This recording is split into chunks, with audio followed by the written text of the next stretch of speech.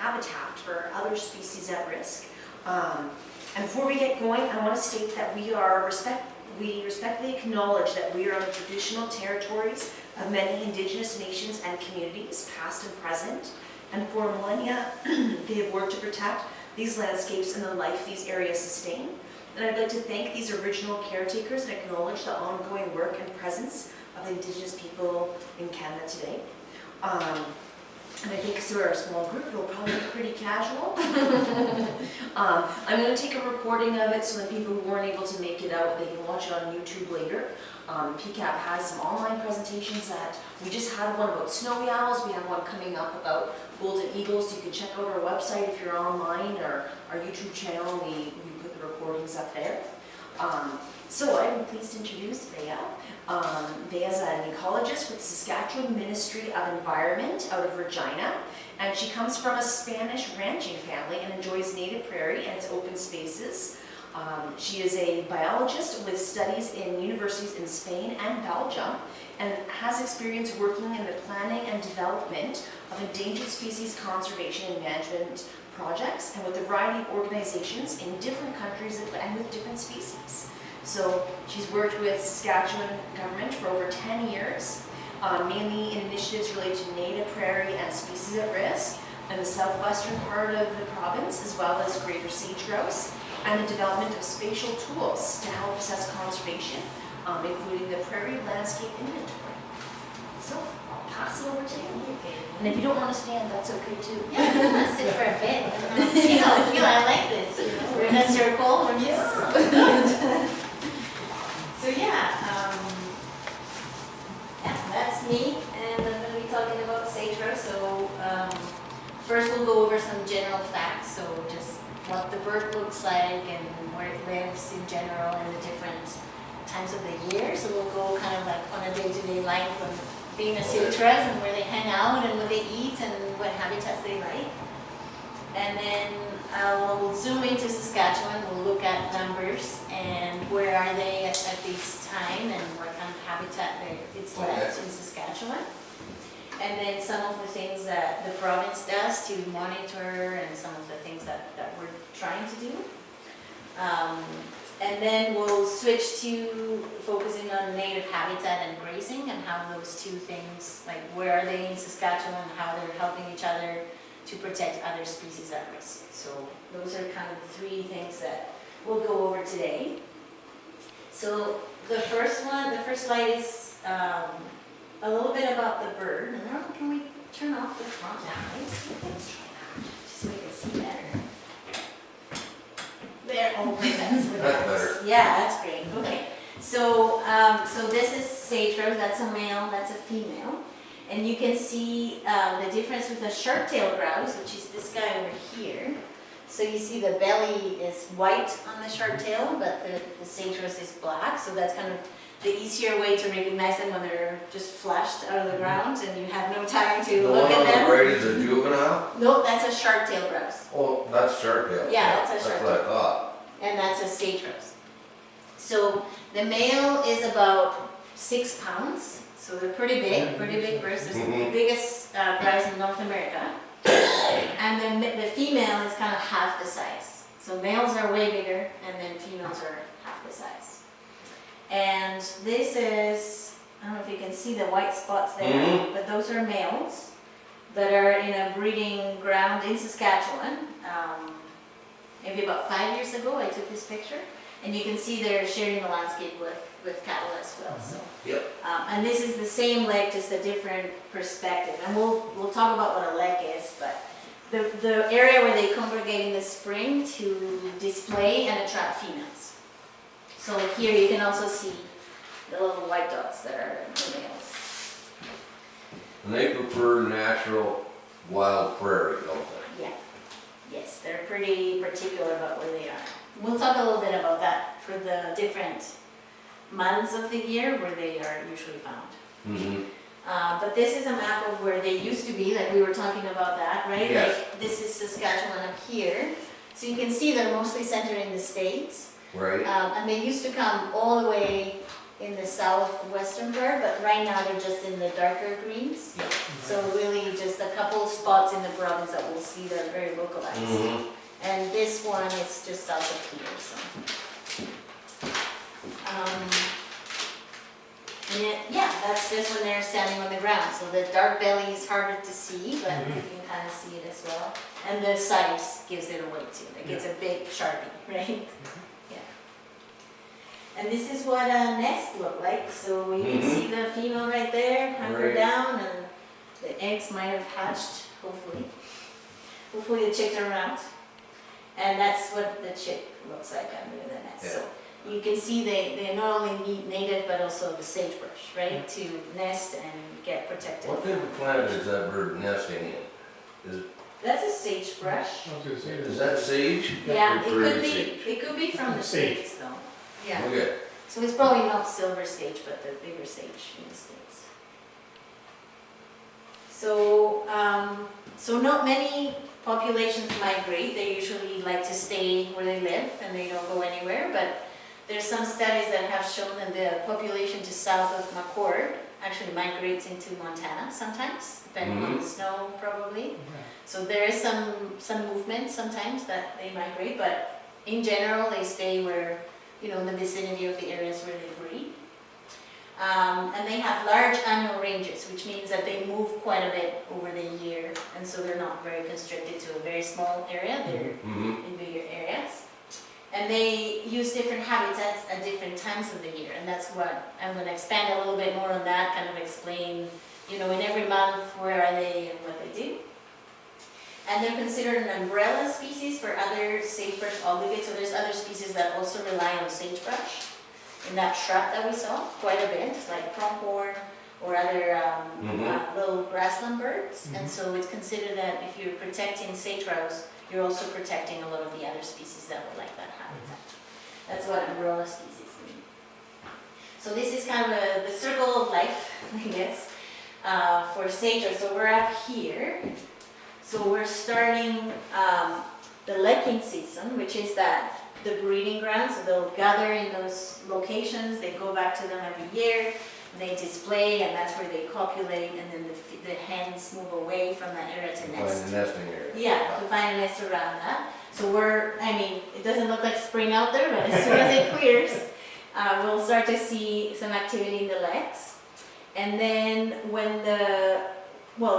it could start as early as mid-March, but usually around May, all the way till the mid-July, they'll be nesting. So that process takes a while to find the nest and they have their chicks. And then brood rearing is when they're raising their chicks. So the chicks are out of the nest and they're still feeding them. And so that is pretty much all summer. And then from November to February is when they're wintering. So they're just kind of waiting for the spring, kind of like us. What do they feed mostly on in the wintertime? I'm going to go through that. I'm going to go through that very specifically. But the winter is 100% sagebrush.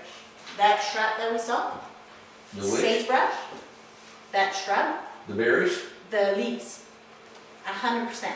The only thing they eat. Oh. So I it's didn't know tricky sometimes because sometimes it's covered in snow. So that's why we need the taller sage. That's where they're going to winter because they need to be able to access the plant.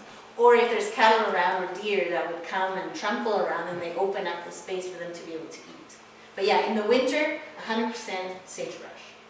Wow. Yeah, I know. I was shocked when I heard that too. Yeah, it's not the nicest food, you think. And so they need different habitat for shelter and food requirements. And again, these are all the things that they can eat. So they would eat the leaves and the buds and the stems and flowers, so the little forbs that come up in the spring, they'll eat all that. And then insects, especially the little chicks, that's what they would eat most, because it's pure protein. So we need those different things at different times. But we'll go over the lecking site. So the breeding sites, when they get together in the spring, right about in a couple weeks.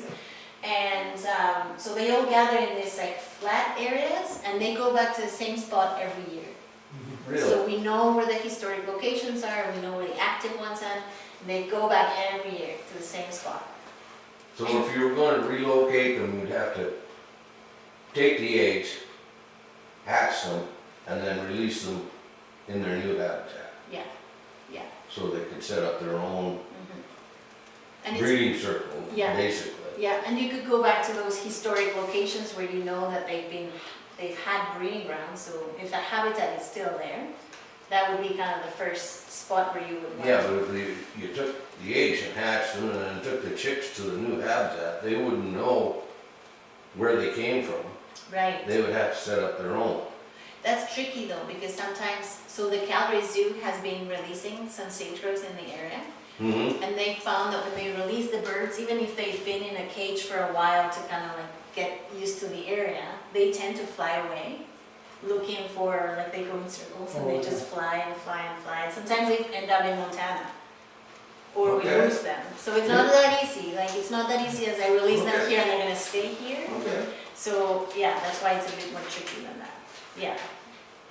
But yeah, good question. There is some things that are going on right now. Yeah. Releasing Yeah. birds. Yeah, yeah. Like all the pheasants that they raised in brooks every year, I mean, they would take them out and release them, but And they would stay in the area. maybe 5% of them would make it through the winter. Right.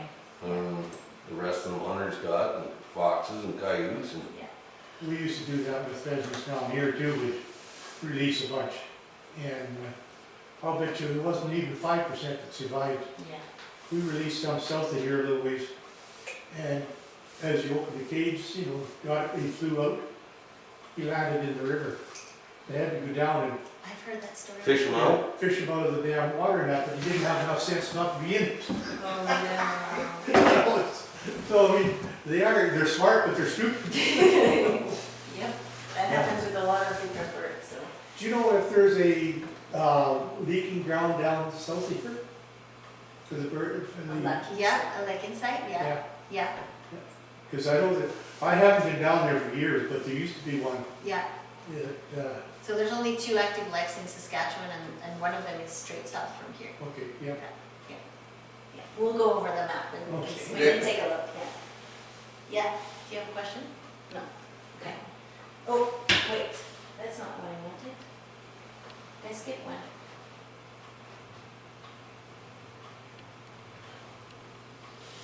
So this is a sage-grouse, and it's a slow motion.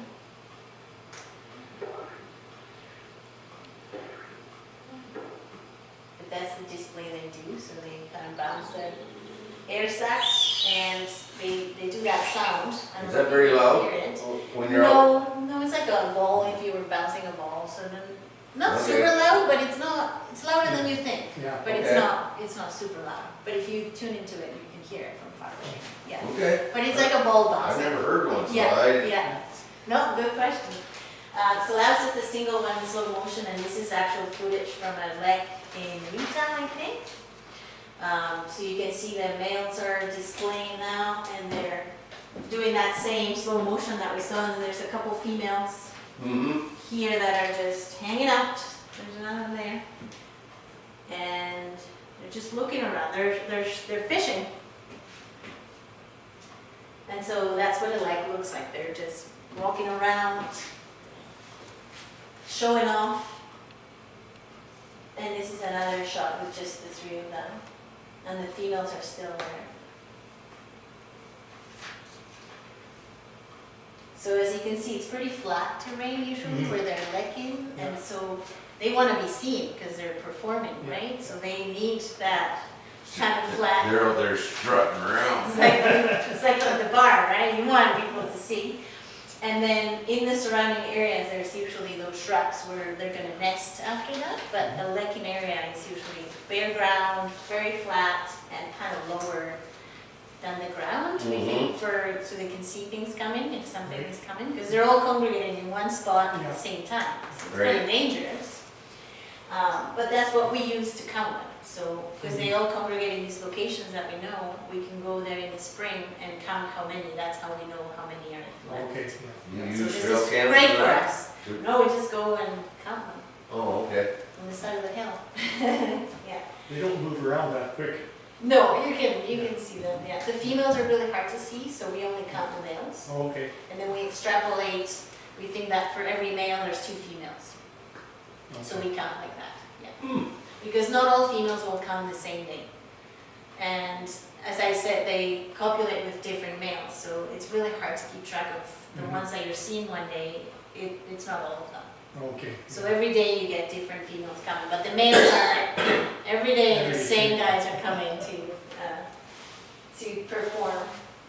So yeah, I talked a little bit about the kind of habitat, kind of that flat open area with not much vegetation, but surrounded with the sagebrush where they're gonna nest. And then the food. So this is in the lecking period. So in the spring, they're still feeding mostly on sagebrush because there's not much out there yet.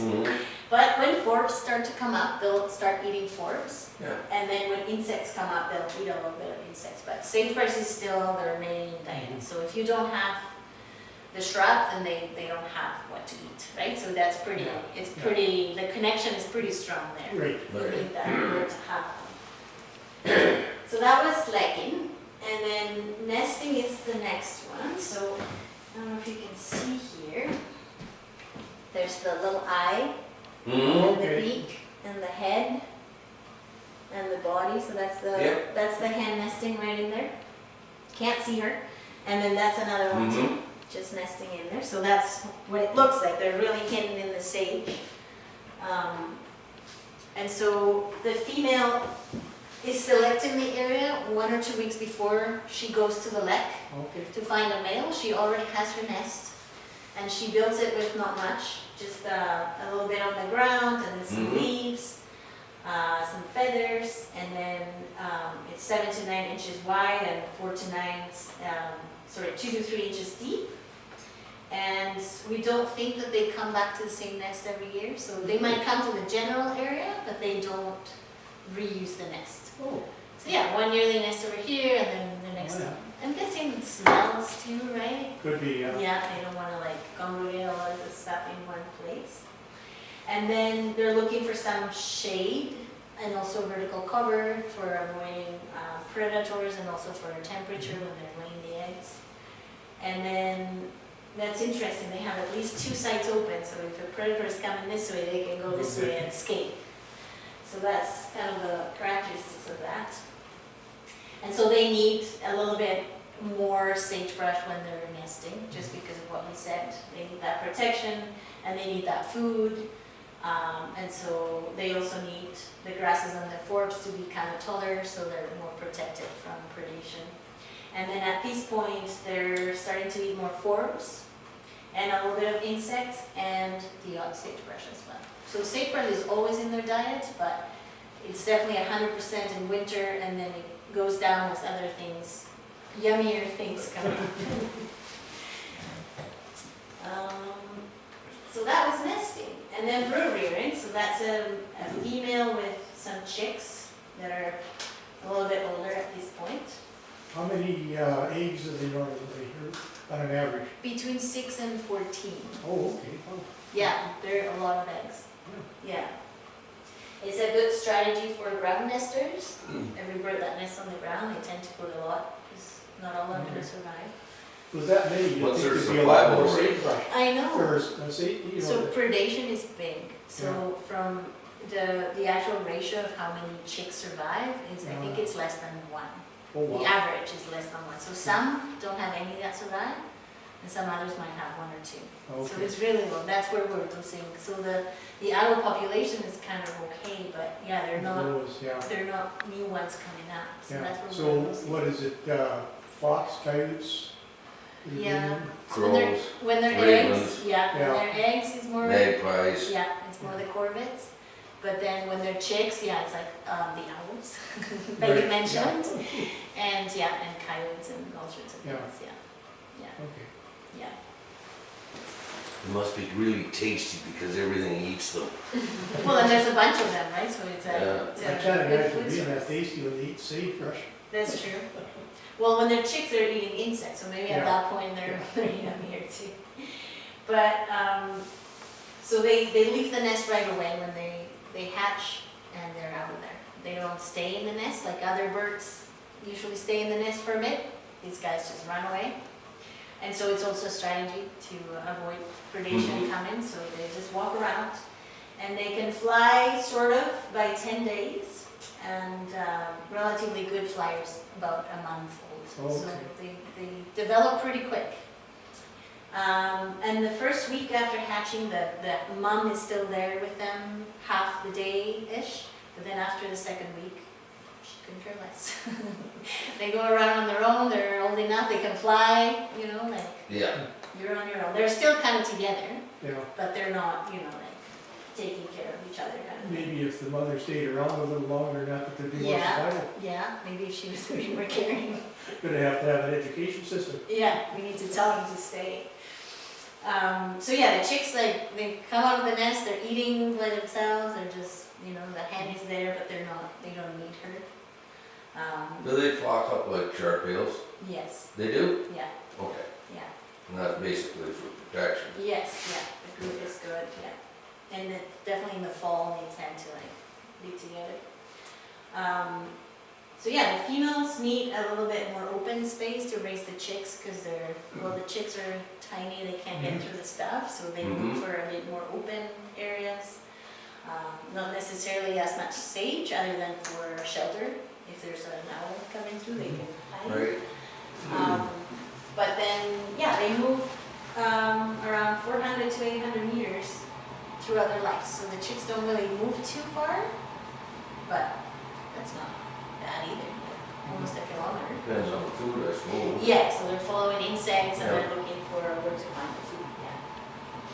And so for this one, it's not so much as I said the sagebrush, but they're looking for healthy areas that have some sort of water. Oh, yeah. So if there's humid, you know, like little coulees that have some kind of water, surface water, especially as the summer progresses. And it gets drier and drier, we're all looking for water, so, and they're feeding mostly on insects and forms at this time. And that's for rearing, and then wintering, see there is the sagebrush that's coming over the snow, and that's where the sagebrush is, feeding on those leaves. And so, yeah, that's why we need a bit of taller sagebrush for the winter, and usually on facing south slopes that are going to be less snow. And then, yeah, we're feeding on sagebrush, 100%. So that's wintering. And then, so in Saskatchewan, let's look at the graph first. And so this starts in 1994. So that's why I was asking you about the years, because I kind of wanted to look at this graph with you guys too. And so definitely like in the 80s, we know there were a lot more. But this is like, so you can see a little bit of the ups and downs that are typical from any population, right? They're like, depending on the year, they can go up or down, but they're going up and down, but then they reach the year 2000.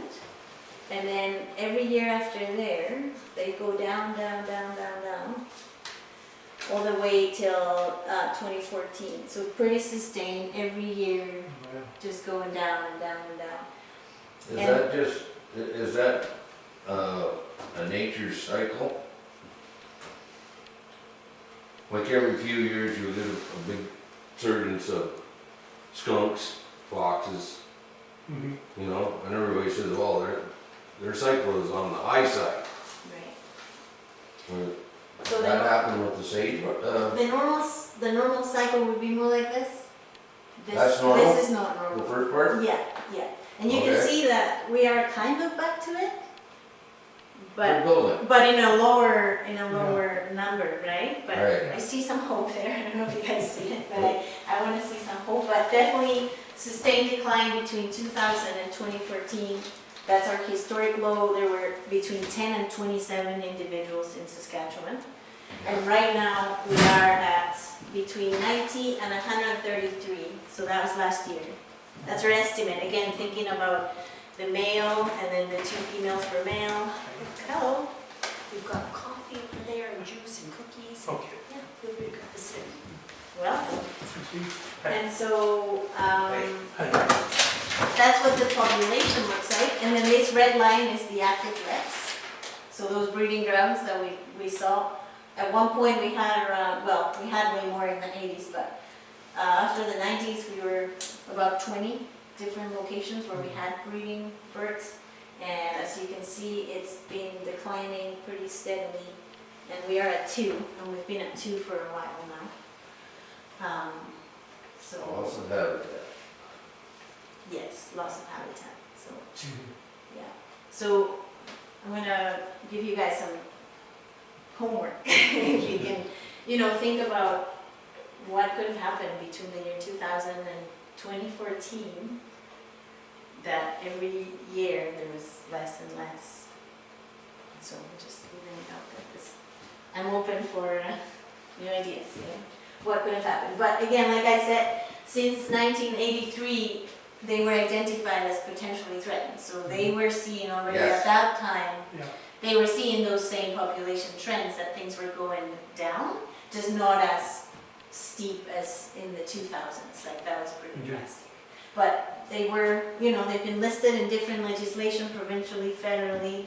So it's an ongoing thing that we knew they were in trouble since the 80s.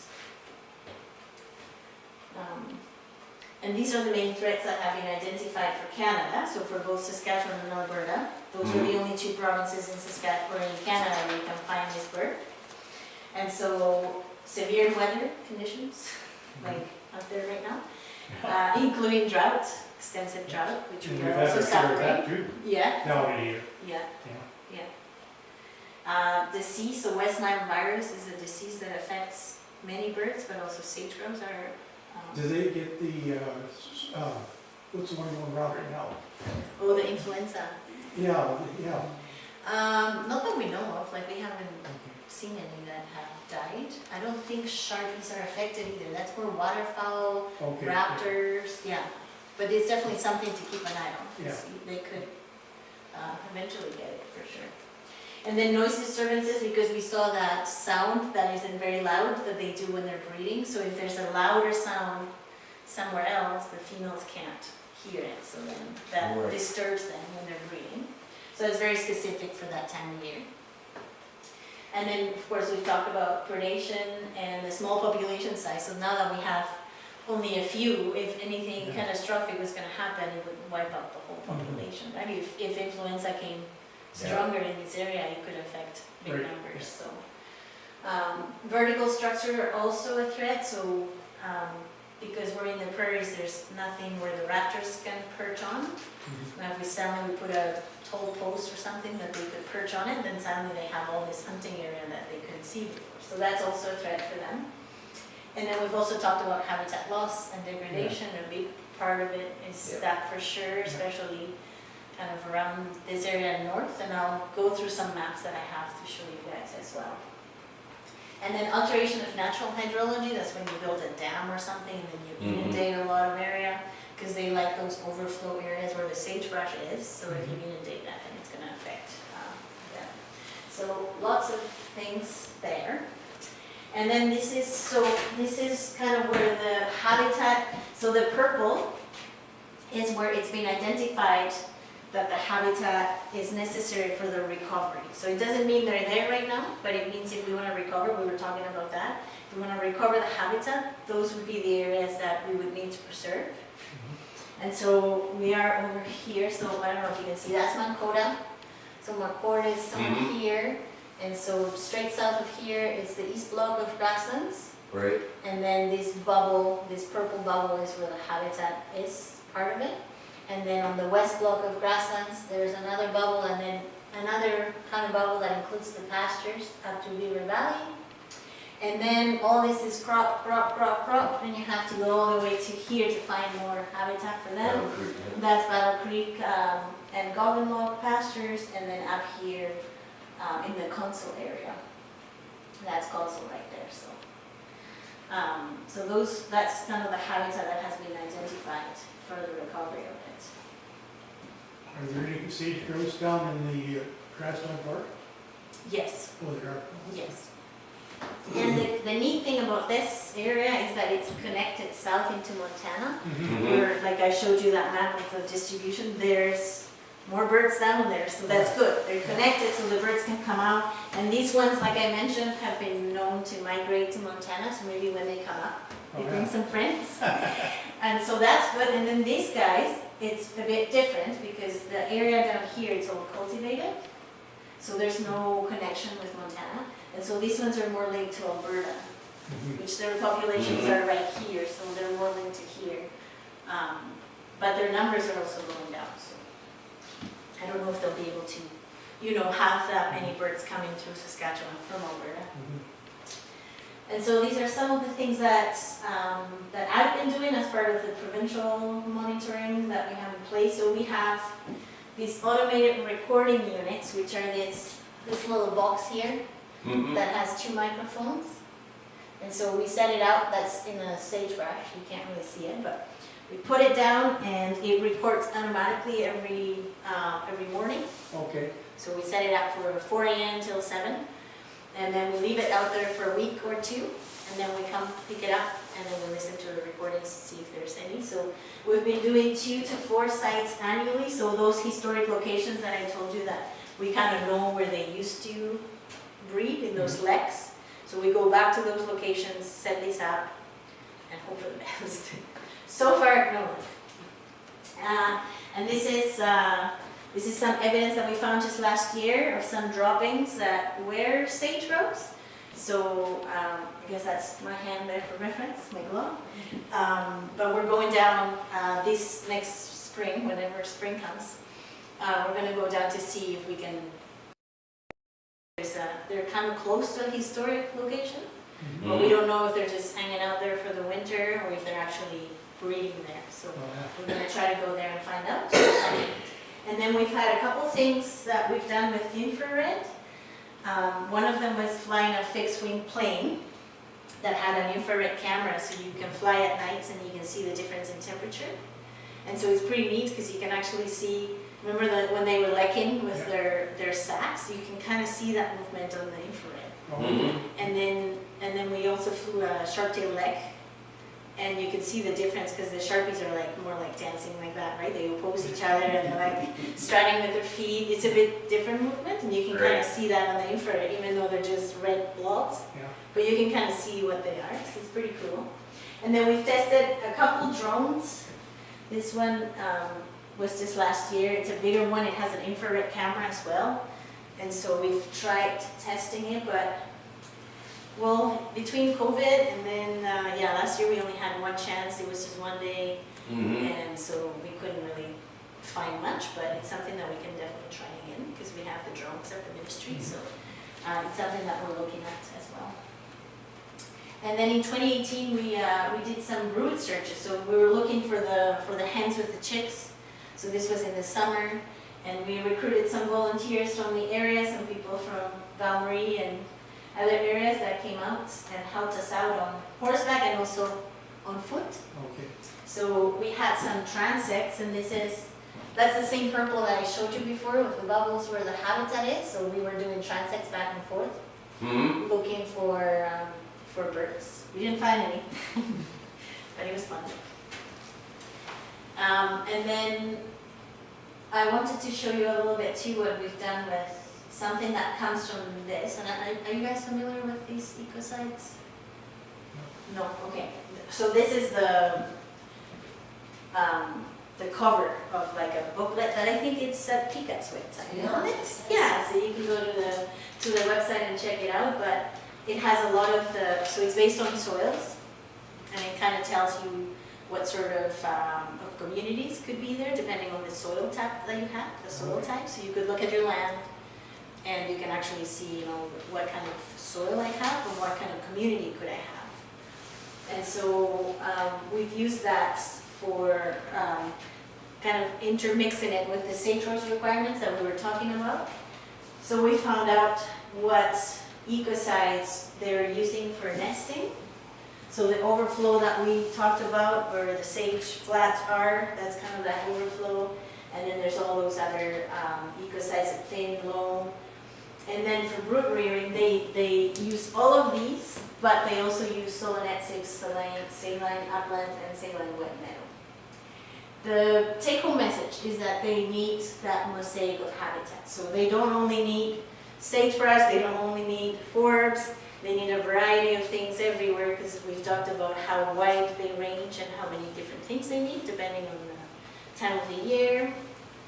And so we keep coming back to that mosaic, like keeping a mosaic of different habitats is going to be the best conservation tool for sage-grouse.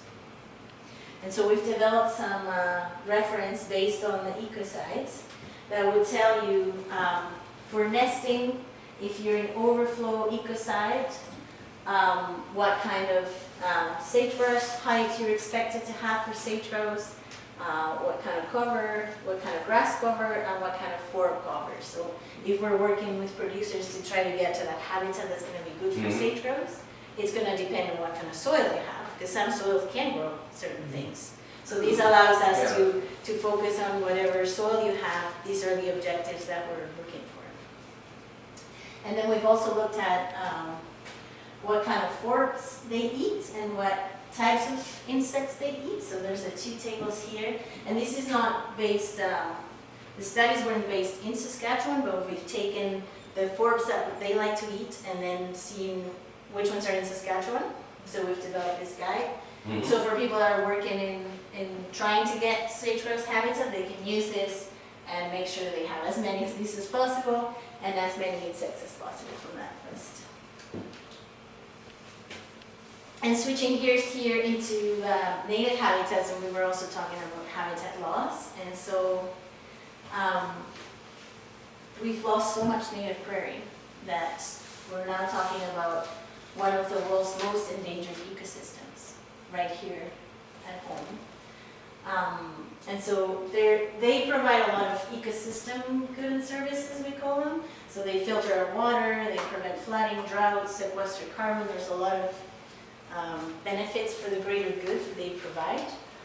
And they're also home for migratory birds, endangered species, and critical for our own livelihood. So it's very important for us to see where is the habitat that's left, and how do we make sure that it stays as it is.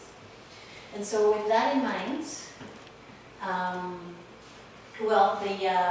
the importance of grazing is another point that I wanted to bring up. So we talked about the mosaic of habitat for sage-grouse. So depending on the life stage and whatever, they need a different habitat. But that happens also when you look at different species. So if we were going to add sage-grouse here, we'd probably add it over here because they like the shrubs, right? And they also like some of the forbs and the grasses to protect them. But as you go towards more grazing, then you get to other habitats that might not be good for sage-grouse, but they're good for other species. So again, that same mosaic exists between species as well as within the same species. And grazing is a great tool to get to all those different mosaics of habitat. And so we've been working on this Prairie Landscape Inventory that is a map of where is native prairie, pretty much. That's the main objective of it. We want to identify what's left in Saskatchewan. So we started in the mixed, and we've already completed that, and the moist mix is already done, and then the aspen parkland, we're almost done. And then we just have the cypress and a little part of the boreal that we want to finish for next year. And if you are curious, you can go into Habitats, and you should be able to view it. So you can view the whole model of what we've developed. Now, I should say that all models are wrong. So it's just a model. It's a representation of reality, but it's not reality. So there are a lot of errors, of course. There's an accuracy, like this is as good as it gets, but it's not as good as going out to the field and actually looking at what's there. But I wanted to show you guys a little bit of the mixed prairie. So I apologize because I didn't change the colors on that pie chart. So these are different colors, and you can't really read it, so I'll go through it. So the yellows are what's cropland. You can see they're dominant, so 52.2% of the mixed grassland ecoregion is crop. And then the green, the darker green is native. And so this is the red pie chart, and it's I think it's 34%. I'll go through the numbers in the next slide as well. And then you have mixed, which is, you know, that native that has a little bit of crested wheatgrass or other things that invasive species that we don't know, so it's a bit of a mixed bag for everything. And then we have a tame category, which is the brown one, that you can kind of see interspersed. It's hard to see at this scale. But tame, I can tell you the numbers, I can't see them there. So native is 34%, mixed is 4%, tame is 2.3%, and then we have water about 5%, but yeah, the cropland is the 52 and the native is 34. So again, it's not, I just gotta go up and start the truck. yeah, for sure. My dog's. Oh, yeah. So it's not reality, but it's a good representation of what's going on. And so you can see, because we are, well, maybe let's go to this one. So this is zoomed into McCord area, Mancota there to Valerie, and then Wood Mountain on the other side, so you can kind of see it closer. This whole area is kind of more native, and then as you go north, you can find a lot more cropland. But if we go back to this one, you can definitely see there's some hot spots in the mixed prairie that have a lot of the native that's left, right?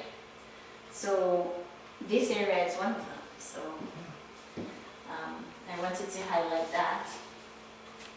And then to wrap up the PLI, or the Prairie Landscape Inventory, that 35% that I mentioned is the area that's native.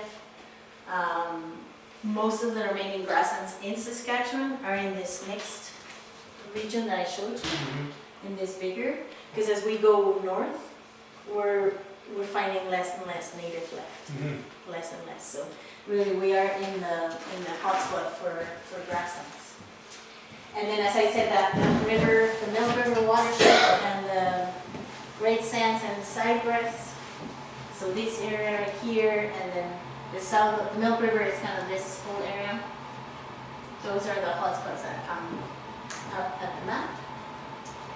And grazing is a key component of that. There's still grasslands out there, so we're getting something out of them, and we're conserving the habitat, and we're getting all these great goods and services from native prairie.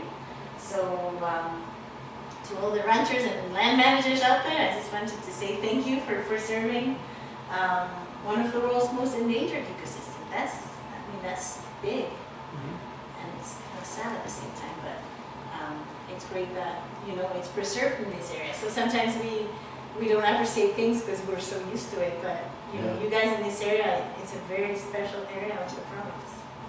So I think that's all I had.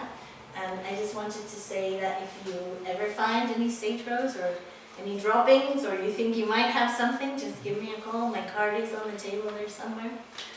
And yeah, I think with that, if there's any questions, comments, we can chat, have a cookie. There's snickerdoodles and ginger snaps and chocolate chip and Yeah, I'm gonna grab them. It's all very interesting. You know, like I said earlier, I remember seeing them. They had some over here in Just west of town, you said? east. East? I'm wondering why they drop different programs in this province. I mean, I understand the Heights for Habitat had to be discontinued because they shipped them all to Alberta and they quit buying them. What was that? Hides for Habitat, Hides for habitat. What, can you you describe that know, to me? I don't your deer hides, antelope, moose, and all Oh, that. I see. The natives would buy them like for $3 or $4, and they would use that to Right. help enhance our wildlife lands. That program was dropped because the natives said it was too much trouble Okay.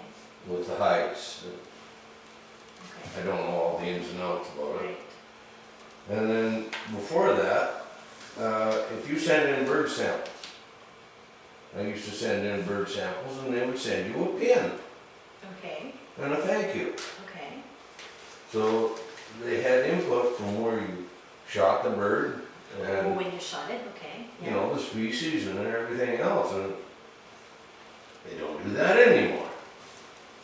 No, you don't, No, so they haven't done it for years. do you fill out is there a hunter harvest Oh, I had survey? 30 or 40 of them pins. Okay, you don't get the pin anymore, and that, you like that? They discontinued Okay, it. okay.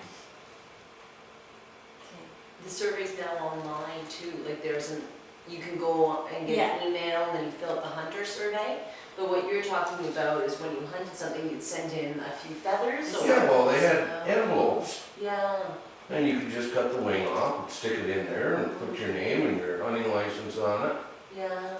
and where you shot the bird, and how many you got that day, and send it in. Where did you send that in, to the Ministry of Environment? They The put it COs? on it. I mean, I can ask them. they made sense to me, but why would they quit? Mhm. I mean, the hunters were doing the surveys for them. Right, yeah. Definitely, if you find an injured or dead bird, you can send the samples to, like, you can call your CO, your conservation officer in the area, and they'll come and pick it up if it's dead, especially for influenza. Like, I know that if you find something that's dead, you don't know what happened, you can call them, don't touch anything, they'll come and get it, and then we No, analyze they won't. everything, but, I got half a dozen dead mule deer yeah, mule deer, not so much.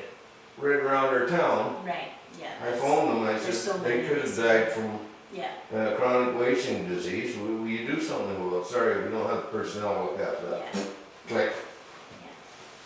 So that's a whole bunch. I had 2 mule deer on my property too, and I called like the wildlife rehabilitation area, and they're just like, drag it out of town, and that's all you can do, but. Well, my neighbor lost a calf If I last were night whitetail, because the coyotes are whitetail. coming into town eating on these dead deer. Yeah. right. So, Yeah, I think lots of them died this winter, and Mhm. it's been a tough winter for wildlife, I think. Yeah. I don't know what the conservation personnel numbers are for the province. And I know they got a lot of areas to cover, but, Also, they should be hiring more people. yeah, I hear that, definitely. And I know that But instead, they cut back. they've been joined with the RCMP and all the policing stuff, so now they're responding to all sorts of calls, so it's hard Don't even to mention the RCMP. Walks away. They won't even apprehend criminals in our government. Yeah, we're so far away from everything that, Yeah, oh, I know, it's just unreal. But anyhow, yeah, that's a whole different topic. yeah. No, but it's good to hear these things. You were saying earlier about the sage-grouse that used to be east of here? Mhm. Okay. Be about 3.5 miles east of here, on the north side of the highway. Oh, okay. But Is like I it say, still, that's- is it still native? No, No. So it would be somewhere. it's all farmland, Somewhere around here, maybe, yeah. just on the north side of the road, the highway. Yeah, that's the highway there, but. Yeah. Okay. You know, like I say, that was probably the last time I saw them working in the 60s sometime. Yeah, okay. Yeah, there used to be Maron pasture, it's kind of north of here. Yeah, it's straight north. So there used to be a lake there, I know that much, but that was Okay. like way out, way back in Yeah, the day. That must be the green on the map then. Yeah, I think that is it, yeah, this little thing. Yeah. No, part of it Yeah. anyway, but there's a lot of crested wheatgrass in there when I went Yeah. last time, so. Actually, I think that's what. It doesn't look that majority great. is now. Yeah, it doesn't look Yeah. that great Well, anymore, that's- but, Very, very sandy up there. right, the soils are green, Yeah. yeah. And where are you from? You just came in last minute. Are you from McCord, yeah. McCord? Okay, oh, nice, well, thanks for joining us. I live 9 miles south of here, southwest. 9 miles south. Do you farm or ranch? Both. Both, okay, good for you. Okay. So you're one of those preservers then, of native habitat? Yeah, we cattle in Grasslands Park this year, Oh, nice, okay. first time. The east block then? Nope, Oh, the west? well, I don't know, Okay. straight south of us, but Straight south, yeah. North that'd of be the 80 east pasture. block. Yeah. east block. Okay. Oh, nice. Did that work out well for you then? Well, yeah, I guess so. First year. They had to ride their horses in. Yeah. We usually saddle one anyway, Yeah. but now they didn't want any traffic in there at all, Right. so they went and got about 3 horses and Yeah. yeah, whatever, doesn't matter too much. Okay. So you know Miles Sanderson? Then? Yeah, Are you related to him or? No. nope. Okay. No, there's a lot of family down here. Yeah. It's a lot of absence. Yeah. And then just north of that, there's sections of grass, native Okay. grass, Okay. Nice. plus woodland grass in through there too, so. Uh-huh. Nice.